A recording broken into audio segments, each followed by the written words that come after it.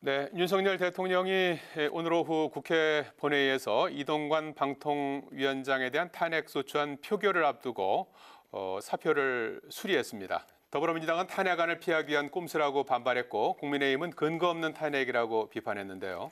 정부가 오전에 노란봉투법과 방송 3법의 제2요구안을 의결한 데 대해서도 여야 공방이 격해지고 있습니다. 자세한 소식 취재기자 연결해 알아보겠습니다. 먼저 이동관 방통위원장의 탄핵안 소식부터 전해주시죠. 네, 이동관 방통위원장이 어젯밤 윤 대통령에게 직접 사퇴를 표명한 것으로 알려졌는데요. 윤 대통령은 조금 전 12시 반쯤 그 사의를 수용했습니다. 탄핵안이 국회를 통과할 경우 앞선 이상민 장관 사례처럼 사퇴 도중 해임도 불가능한 채 6개월가량 직무가 정지될 수 있어 선제적으로 대응에 나선 것으로 보입니다. 민주당은 탄핵을 피하기 위한 꼼수라고 반발하며 예정대로 검사 2명에 대한 탄핵안은 오늘 본회의에서 처리할 예정이라고 밝혔는데요. 반면 탄핵안 규탄을 위해 1박 2일 철야 농성까지 벌였던 국민의힘은 야당을 향해 근거 없는 탄핵으로 방통위 수장 공백 사태를 만들었다고 비판했습니다.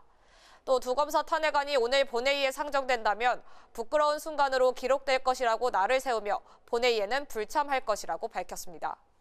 본회의는 우선 예정보다 1시간 늦춰진 3시에 개최될 예정인데요.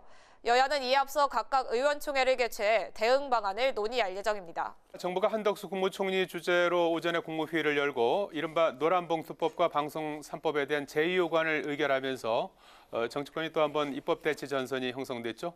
네, 정부가 지난 9일 민주당 주도로 국회 본회의를 통과한 일명 노란봉투법과 방송 3법에 대한 제2요구권을 의결했습니다. 한덕수 국무총리는 대화와 타협을 통해 국민 뜻을 대변해야 할 국회가 국가 중대사를 일방적으로 결정한 것에 대해 유감스럽다며 재논의가 필요해 보인다고 그 이유를 설명했습니다. 대통령이 제2요구를 수용한다면 양곡관리법과 간호법에 이어 세 번째 거부권 행사가 되는데요. 국민의힘은 사회 갈등이 심각히 우려되는 법들이라며 당연한 기결이라고 힘을 실었습니다. 반면 민주당은 오만과 독선의 길을 윤 정부가 선택했다고 반발하며 오전 대통령실 앞으로가 규탄 기자회견을 벌였고 본회의 직전 또 한 번 규탄 대회를 진행할 예정입니다. 대통령이 거부권을 행사하면 두 법안이 통과된 지 22일 만에 국회로 다시 넘어오게 되는데요. 출석의원 3분의 2 이상 찬성, 즉 국민의힘의 일정 동의가 있어야 법안을 다시 통과시킬 수 있어 양곡관리법과 간호법처럼 폐기 수순을 밟을 것으로 보입니다. 네, 내년도 예산안 처리 법정 시한이 하루 앞으로 다가왔는데요. 예산안 합의는 사실상 어려워 보이죠. 네, 내일까지인 예산안 법정 시한 내 처리는 사실상 불발된 것으로 보입니다. 예산 소위가 지난 13일부터 예산 심사에 들어갔지만 일부 감액 심사만 마쳤을 뿐 증액 심사는 하지 못한 채 예산안은 소소위로 넘어갔는데요. 소소위에서도 R&D 예산과 권력기관 특활비, 원전 재생에너지 예산을 두고 여야가 의견을 좁히지 못하고 있기 때문입니다.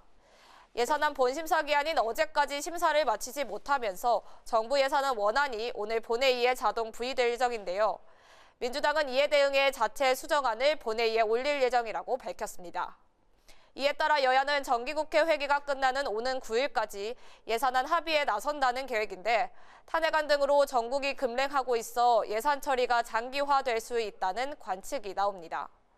한편 김진표 국회의장이 현행대로 국회의원 정수와 지역구 정수를 유지하는 선거구 획정 기준을 획정위원회에 통보했습니다.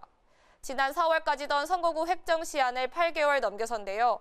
정치권이 합의점을 찾지 못하자 김 의장이 직접 획정 기준을 전달한 겁니다. 김 의장은 비례대표 선출 방식 등 선거제 협상도 조속히 마무리되길 기대한다고 밝혔는데 연동형 유지와 병립형 회기를 두고 민주당 내에서도 의견이 팽팽해 선거제 개편도 쉽지 않아 보입니다. 지금까지 국회에서 전해드렸습니다.